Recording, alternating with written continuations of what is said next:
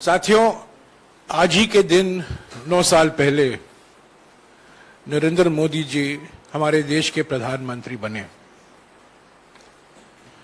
9 साल बाद आज कांग्रेस पार्टी प्रधानमंत्री जी से 9 सवाल पूछ रहे हैं। ये सवाल राहुल गांधी जी ने भारत जोड़ो यात्रा के समय पहले उठाया था, बार बार उठाते रहे, कोई जवाब नहीं आया सरकार की ओर से, प्रधानमंत्री की ओर से।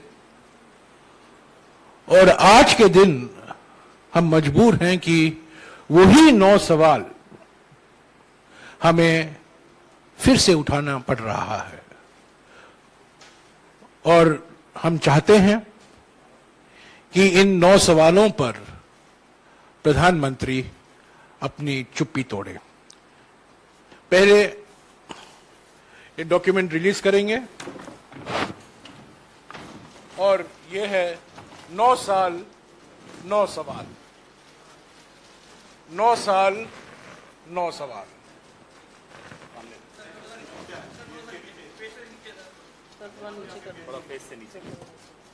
9 साल 9 सवाल।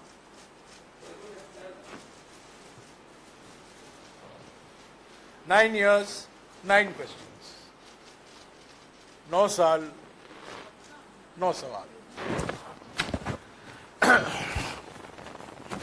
साथियों, जैसा कि मैंने कहा था कि बार बार राहुल जी भारत जोड़ो यात्रा के समय कन्याकुमारी से लेकर श्रीनगर तक सभी राज्यों में ये सवाल उठाते रहे, पर इसका जवाब नहीं आया सरकार की ओर से और खास तौर से प्रधानमंत्री की ओर से, क्योंकि ये सारे सवाल प्रधानमंत्री से पूछे गए थे।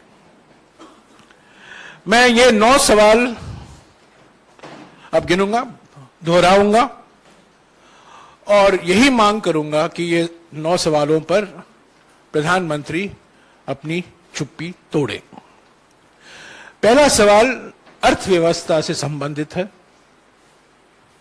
हम लोग सब जानते हैं कि हमारी देश पीड़ित है महंगाई से, बढ़ती हुई बेरोजगारी से, नोटबंदी से, पहला नोटबंदी, दूसरा नोटबंदी, गलत तरीके से जीएसटी लागू होने के बाद जो एमएसएमई खत्म,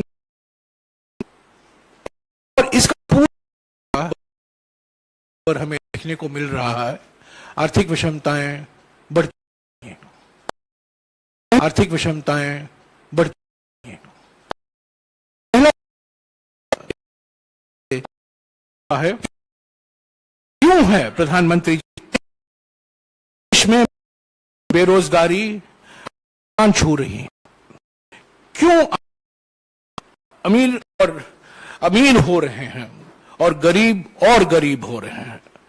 सार्वजनिक संपत्तियों को आप क्यों मित्रों को बेच रहे हैं, आर्थिक विषमताओं क्यों बढ़ रही हैं। तो ये पहला सवाल अर्थव्यवस्था से जुड़ा हुआ है और खास तौर से बढ़ती हुई आर्थिक विषमताओं के संबंध में है। दूसरा सवाल कृषि और किसान से संबंधित है, कृषि और किसान से जुड़ा हुआ है।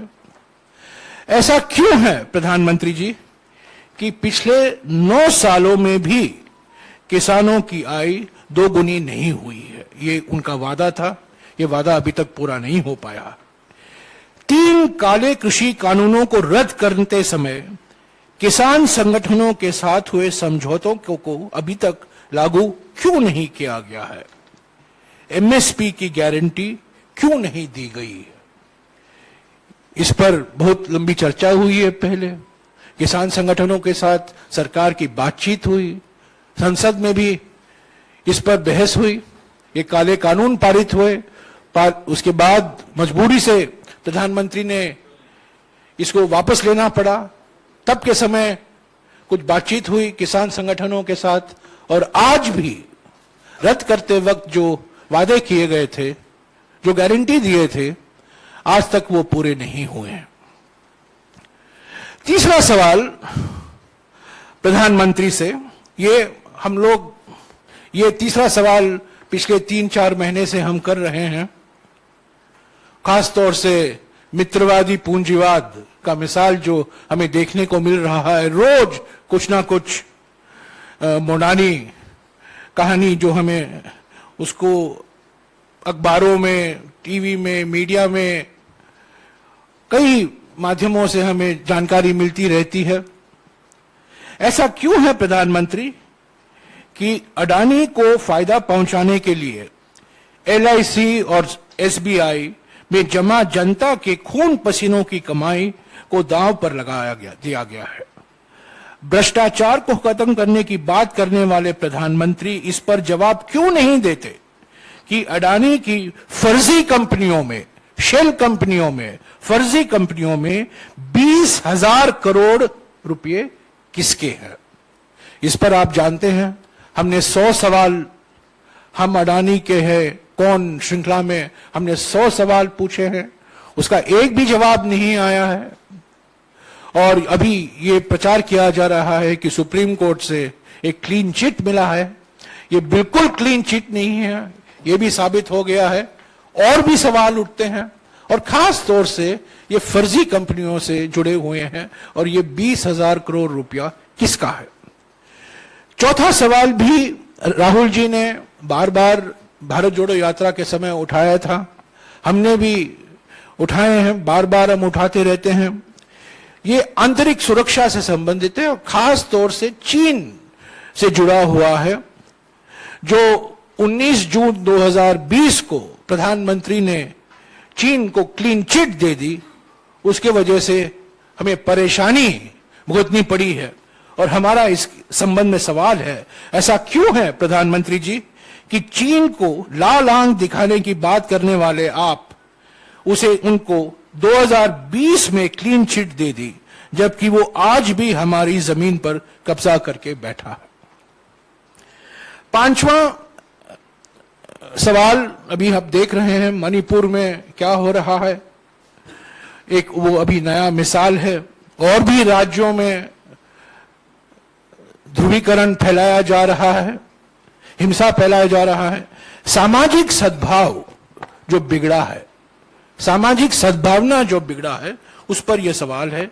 ऐसा क्यों है प्रधानमंत्री जी कि चुनावी फायदे के लिए जानबूझकर बंटवारे की राजनीति को हवा दी जा रही है और समाज में डर और माहौल बनाया जा रहा है। एक तरफ राजनीतिक विरोधियों के खिलाफ डर और धमकी, और दूसरी तरफ समाज में अलग अलग धर्म, अलग अलग जाति, अलग अलग भाषा, अलग अलग प्रांत में बंटवारे की राजनीति का उपयोग किया जा रहा है अपनी राजनीतिक मकसद के लिए।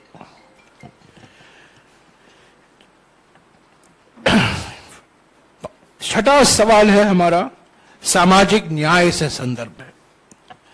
ऐसा क्यों है प्रधानमंत्री जी कि महिलाओं, आप देख रहे हैं जंतर मंतर में, ऐसा क्यों है कि महिलाओं, दलितों, आदिवासियों, ओबीसी और अल्पसंख्यकों के खिलाफ हो रहे अत्याचारों पर आप चुप रहते हैं? जाति जनगणना, कास्ट सेंसस, वो जाति जनगणना की मांग को क्यों नजरअंदाज किया जा रहा है?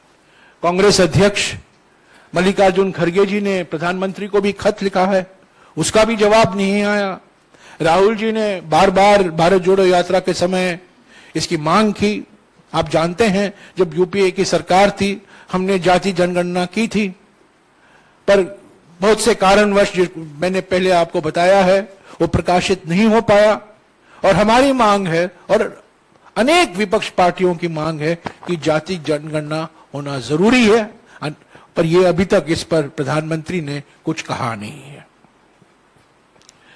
लोकतांत्रिक संस्थाएं पर अगला सवाल है।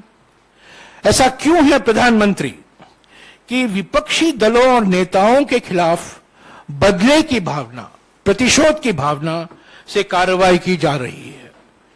क्यों जनता द्वारा चुनी हुई विपक्षी दलों की कई सरकारें गिराई गई हैं? पिछले 9 सालों में संवैधानिक और लोकतांत्रिक संस्थाओं को क्यों कमजोर किया जा रहा है? 8वां सवाल, जन कल्याण की योजनाएं, मिसाल के तौर से महात्मा गांधी नरेगा है।